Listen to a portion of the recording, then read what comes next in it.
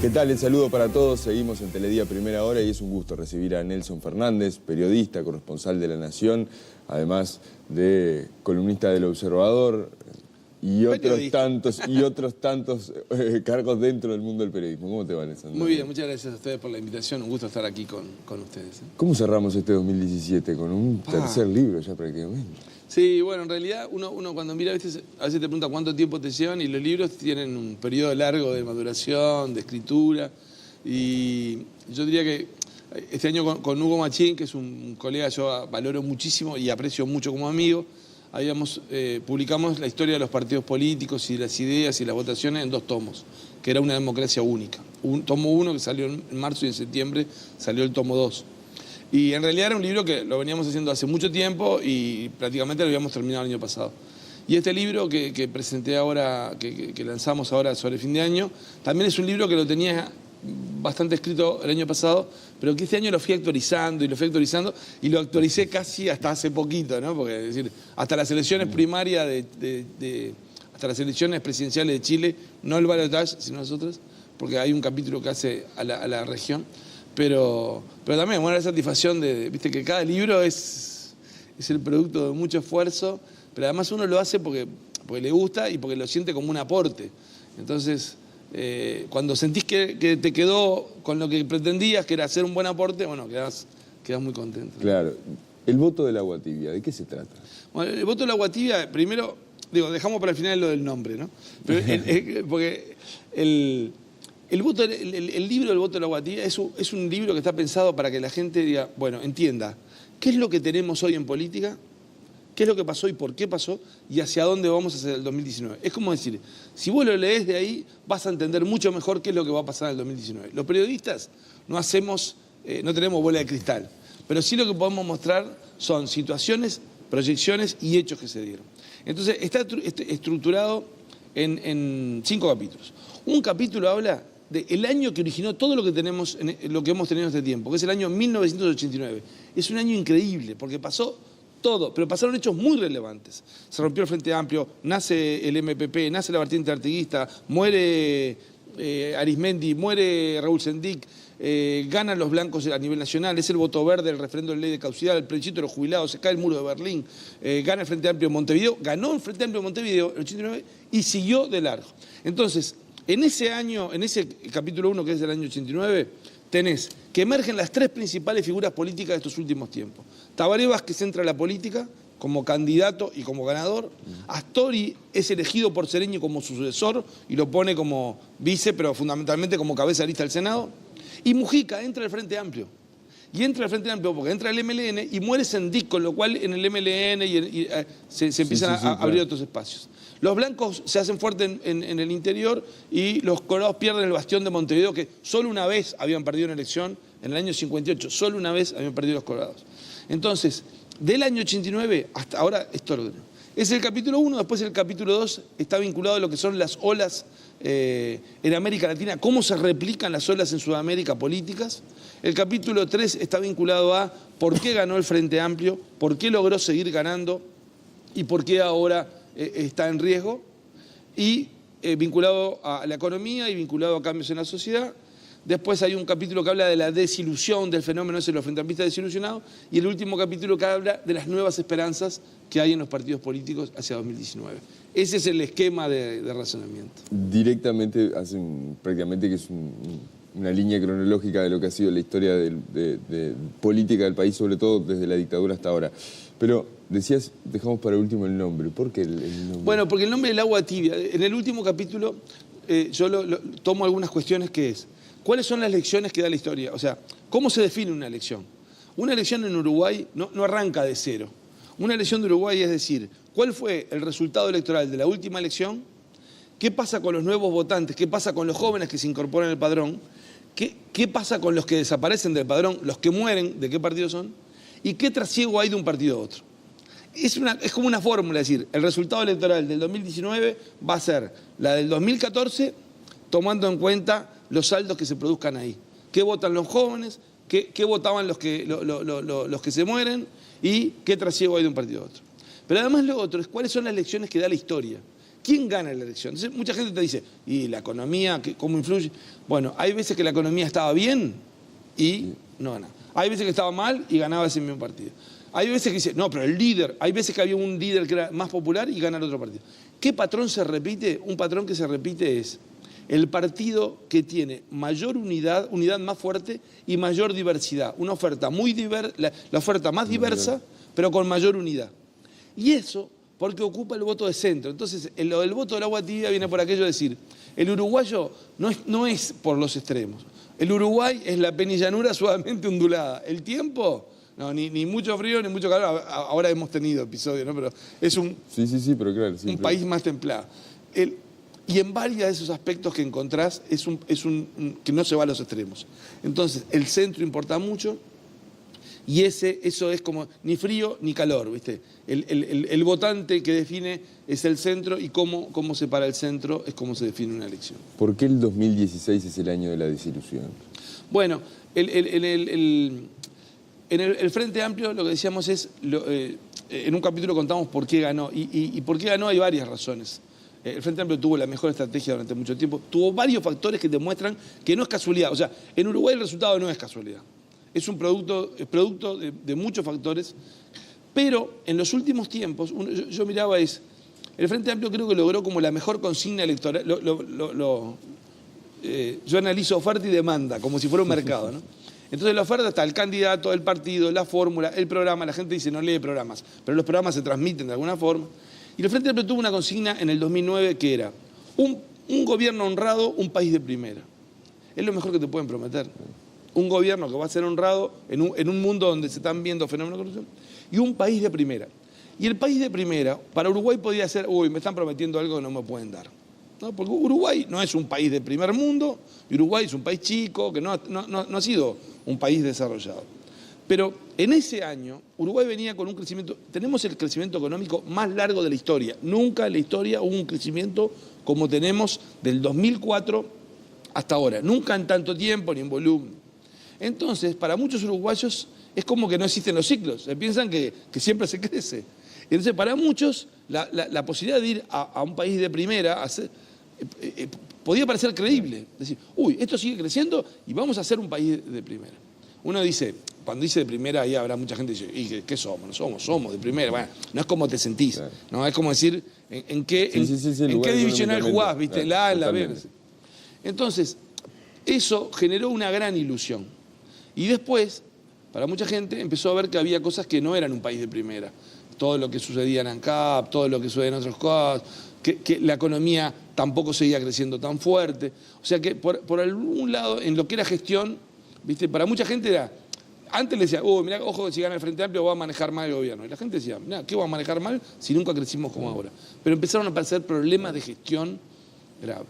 Y después, lo de gobierno honrado, un gobierno no es ni honrado ni deshonesto en su conjunto. Pero cuando empiezan a aparecer varios cuestionamientos, a mucha gente le pegó duro.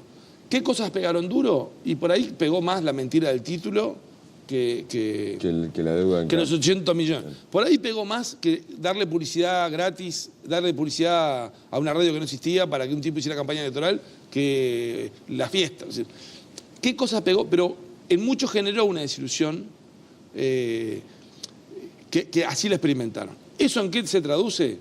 Bueno, cambia mucho, ¿no? Pero acá vos no precisás para mover una elección que masivamente se pasen para un lado o para el otro. Pero lo que sí generó una desilusión. Y creo que en realidad la desilusión también está acorde a las expectativas.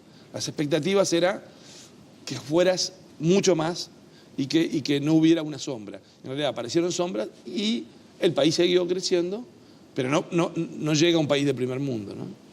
¿Qué puede llegar a pasar en 2019 frente a todo este escenario? Tenemos la aparición de figuras nuevas que, si bien habían tenido cierta participación, aunque sea dentro de lo que es una elección en la Intendencia de Montevideo, dentro del Partido de la Concertación, también comienzan a jugar. Hay otras personalidades que aparecen por fuera, que seguramente se vayan a ir metiendo dentro del mundo de la política, como es Ernesto Talvi. se mantiene, no se sabe bien qué puede llegar a pasar en el Frente Amplio, o sea, no está abierto todavía o no está claro el abanico de opciones de cara a lo que puede llegar a ser en cada uno de los partidos. Claro, Emilio, mira, no está abierto y falta mucho. Cuando faltan 2 años, si vos tomás de cada elección y mirás 2 años antes, vas a ver que el panorama cambia mucho. Lo que sí hay tendencias, y lo que sí hay es que de aquel 89, que emergieron esas 3 figuras tan potentes, que fueron las figuras más populares del Uruguay durante, si uno mira, desde el otoño del 90 hasta ahora, Tabaré Vázquez ha sido la figura que tiene mayor simpatía popular, salvo cuando es superado por Mujica.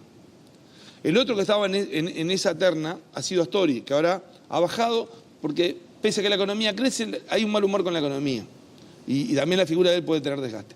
El tema es que para la próxima, Tabaré Vázquez ya no tiene reelección y ya no está como un líder de todo el Frente Amplio. Mujica tiene una edad avanzada. Yo el otro día veía la despedida que hizo él en la reunión del Quincho y es creíble de que no está para seguir. Y Astori quiere, pero también está con un desgaste fuerte. O sea, aquel escenario que salió del 89 desaparece. Ese es un escenario nuevo. Y empiezan nuevas esperanzas. En el Frente Amplio se habla de muchos nombres, pero los nombres no se inventan. ¿Viste? Eso como pasa como en el Partido Nacional, que cada tanto uno tiene rebelión de intendentes. Sí, pero un intendente que venga al interior a ser candidato presidencial, es muy difícil que tenga visibilidad. O sea, la historia muestra que en Uruguay importan los partidos, importa la visibilidad de la figura. No se construye por marketing o por publicidad una figura del otro. Entonces, el Partido Nacional ha hecho un recambio de liderazgo. El Partido Colorado está en una situación todavía crítica, pero aparece Talvi como una nueva esperanza. Por eso digo las nuevas esperanzas. En el Partido Nacional se está generando un movimiento importante. Uno ve que la juventud tuvo una elección de jóvenes que fue importante, el Partido Colorado también. El Frente Amplio ha sabido reinventarse y ahora, entre las figuras más populares, aparece otra que tiene un gran currículum político, partidario, como es Daniel Martínez. Seguramente va a haber otros candidatos, pero hoy aparecen unas nuevas esperanzas en los partidos. ¿Qué es lo que puede pasar? Bueno, yo te decía, uno no tiene bola de cristal. Lo que sí vemos es que va a una elección más reñida. ¿Por qué? Porque el Frente Amplio crecía por varios factores, por hacer la mejor estrategia, pero también por un factor, como decía, biológico, eso que yo te decía. De los jóvenes, captaba la mayor parte de los jóvenes. De los que morían, la mayor parte eran votantes de partidos tradicionales. Y en el trasiego, el Frente Amplio era el que se quedaba con el que chupaba a los otros partidos. Eran gente de otros partidos que se pasaban al Frente Amplio. Eso fue produciendo el fenómeno creciente del Frente Amplio.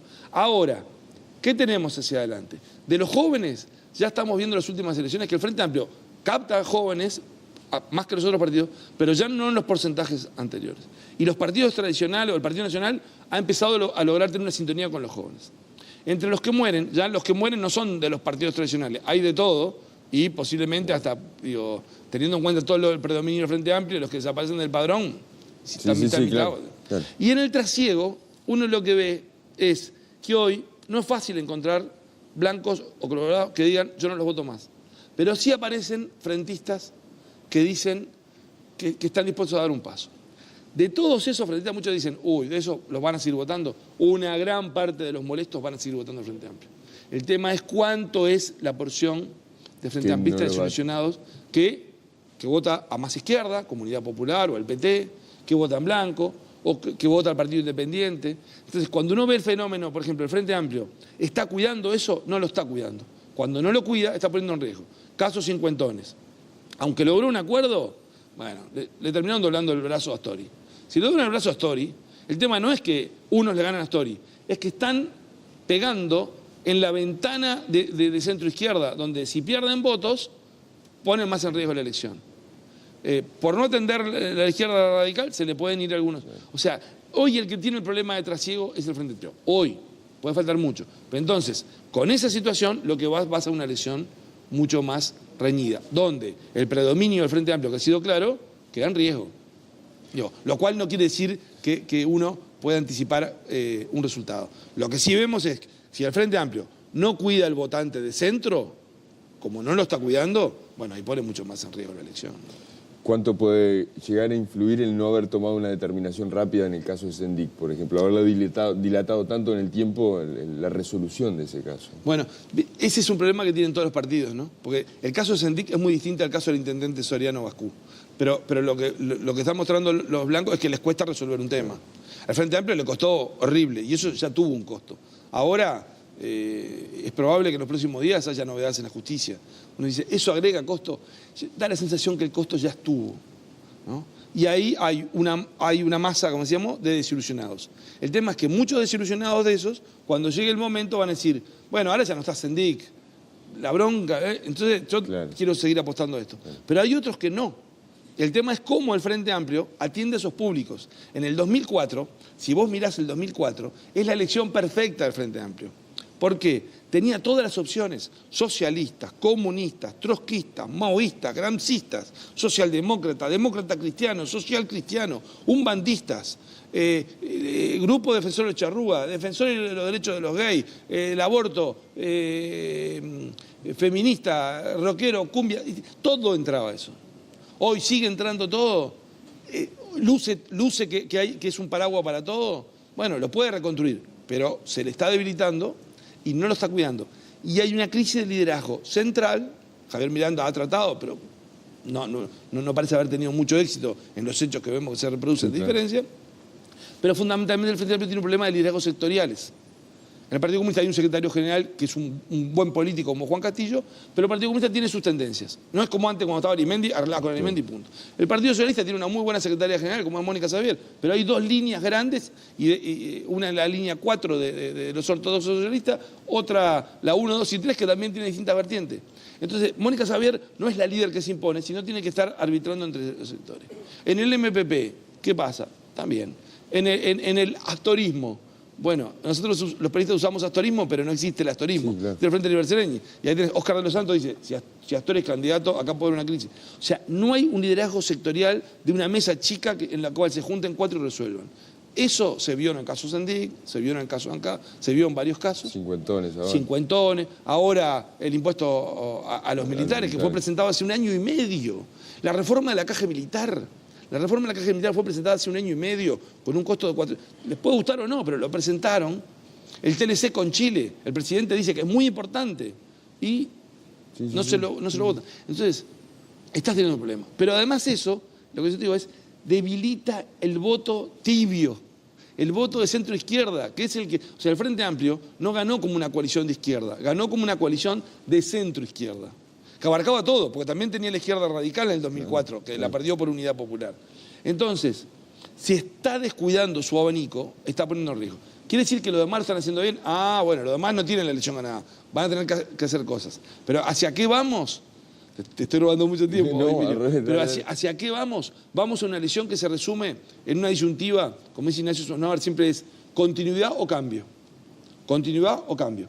¿Quién representa la continuidad? El Frente Amplio. ¿El Frente Amplio asociado con quién? En aquella elección, Encuentro Progresista, Nueva Mayoría, tenía varios aliados. Claro. Hoy el Frente Amplio va a ser difícil que encuentre aliados y va a presentarse solo. Y el cambio lo pueden representar no un partido, sino lo que se está viendo como el intento de una articulación, no bajo un mismo paraguas electoral, ¿no? Sino votando distinto, blancos, colorados, partido independiente, como una alternativa de gobierno. Si construyen eso, como yo veo que se está tejiendo, esta elección va a ser muy disputada. Pero en realidad hay uno que está poniendo en riesgo la elección y que no la está cuidando, que es el que está en el gobierno. Ahora, está en el gobierno. Tiene mucho para mostrar de acá, si la economía sigue creciendo, se hace obra. Esa era la pregunta que te iba a hacer. En el 2018, supongamos que comienzan las obras, por ejemplo, de las vías férreas que tienden justamente a unir a la planta de celulosa. ¿Se concreta la construcción de la planta de UPM en el centro del país? ¿De qué forma puede llegar a incidir esto? Bueno, a los ojos de los votantes. Todo tiene que incidir, y eso debería incidir positivamente, más allá de que ahora ya no hay tanto consenso sobre una nueva planta como había. La temporada turística pinta que va a ser excelente. Eso genera mucho movimiento, puesto de trabajo. Ahora, la economía sigue creciendo, pero estamos en un mundo que ha cambiado, en un mundo laboral que ha cambiado. Entonces, la economía crece, pero el nivel de empleo no crece. Entonces, si estás en el gobierno, vamos a decir, pero ¿cómo la gente se queja si estamos creciendo 15 años seguidos de crecimiento? No hay en la historia del Uruguay, ¿no? A veces viste que dicen, uy, esto es lo mejor de hace 60 años, 50... No, en la historia del Uruguay, desde que existe Uruguay, no hay un periodo tan largo de crecimiento. Sin embargo, hay un malestar con la economía que puede ser, en unos, por el tema del empleo. Otros... Perdieron 36.000 empleos claro, en 3 años. Claro. Otros, por el tema de impuestos, que sienten que el impuesto, este año tuvimos el ajuste impositivo, ¿no? Otros por problemas de rentabilidad. Las empresas están teniendo problemas de rentabilidad. Lo que vemos de problemas de empleo, yo lo veía hasta con comerciantes a veces que me dicen, estoy tomando inmigrantes porque los uruguayos me faltan, me tienen ausentismo. O sea, y vos decís, ¿por qué puede pasar eso si hay problema de empleo? La gente debería cuidar el trabajo. Y da la sensación que hay un tema ahí de valores, que yo creo que el primero que lo identificó, por lo menos el que los puso públicamente, fue en aquel acto del PICNT del 1 de mayo, Richard Reed, creo que fue el año 2013. Pero entonces tenés como distintas avenidas de mal humor. La seguridad, el gobierno está tomando medidas, está trabajando con mayor tecnología, con mayor patrullaje, mayor presencia de policía, pero te siguen apareciendo algunos casos que generan esa preocupación, ¿no? Entonces, la economía va a ayudar. ¿Cómo puede ayudar una buena participación de Uruguay en el Mundial? Bueno, cambia el ánimo de los uruguayos. O sea, la elección es oferta y demanda. En la demanda juega el estado de ánimo, o sea, que no es solo el número de PBI. O sea, todo puede jugar. Pero hay tendencias. Cuando mirás la elección, no la gana nadie de casualidad. Y te voy a decir una cosa, los periodistas, los analistas, todo, cuando viene una elección, siempre terminamos viendo la más disputada, pero la elección ya está decidida. No se decide en los últimos días las elecciones. Yo las he estudiado todas, ¿viste? Entonces, cuando la estás viviendo, te parece que, y en realidad... Que una frase puede llegar a cambiar, una frase mal dicha en un momento inadecuado. Entonces te dicen, no, porque vos fijate, perdió la elección fulano porque hizo tal cosa. A Mujica le saltó el libro Pepe Coloquios a un mes de la elección. Si perdía la elección iba a decir, fue por ese libro. Pero no, ganó y perdió la calle. Y decían, fue por la motosierra. No, esa elección estaba para que la ganara Mujica. Como otras elecciones, ¿viste? No. Entonces, la elección no se decide en los últimos días. Hay tendencias y si los partidos no hacen lo que tienen que hacer, bueno, la pierden. O sea, ahora, el otro tiene que ganarla, pero siempre hay uno que gana. Siempre, ¿viste? La disyuntiva es continuidad o cambio. ¿Cuáles son los aires? Yo por eso pongo lo de las olas políticas. Es impresionante cómo se reproducen las olas políticas. ¿Quiere decir que va a pasar lo mismo? No, pero si vos mirás, digo, yo en el capítulo 2 lo hago desde la colonia para acá, pero viniendo en una época mucho más reciente. Guerra Fría, se producen movimientos guerrilleros, yo ahí identifico todos los grupos guerrilleros que hubo en toda Sudamérica, país por país. Termina eso, golpe de estados. El primero en Brasil. Después se empieza a replicar golpe de estado con dictadura y los militares que quieren quedarse en el poder. Después eso va terminando. Y en cada país es distinto, pero terminan muy similar en fecha. Y viene una democracia con presidentes bastante similares, ¿no? Sanguinetti, Alfonsín, en Brasil, en Chile. Son periodistas que tienen bastante políticos. Se mantiene la corriente cuando empieza a ganar. Claro, pero después, antes de eso, se logra democracia, pero la economía no da resultado y la gente decía, pues el Estado asfixia, pues los servicios son malos, y viene un espíritu liberal, y viene gobiernos liberales con privatizaciones, con apertura comercial. Después eso muchos de esos casos terminan con cuestión de corrupción, y emerge una nueva ola llamada progresista, la cual viene con un mandato, diciendo, venimos con un mandato ético, venimos a gobernar para ustedes, y se empieza a reproducir. Y esa ola empezó a replegarse y se da ahora con Chile, con Piñera. Si uno mira el mapa, yo lo tengo pintado de colores, es brutal. ¿Eso quiere decir que en Uruguay pase lo mismo? No necesariamente, pero las olas se replican, ¿viste? Nelson Fernández, muchísimas gracias. No, ha sido un gusto, muchísimas gracias a ustedes y bueno, los mejores deseos para el próximo año, para vos, para todo el equipo, para toda la gente. Feliz año también. Hasta aquí entonces la entrevista de Teledía Primera Hora. Hacemos una breve pausa y ya seguimos con muchísima más información.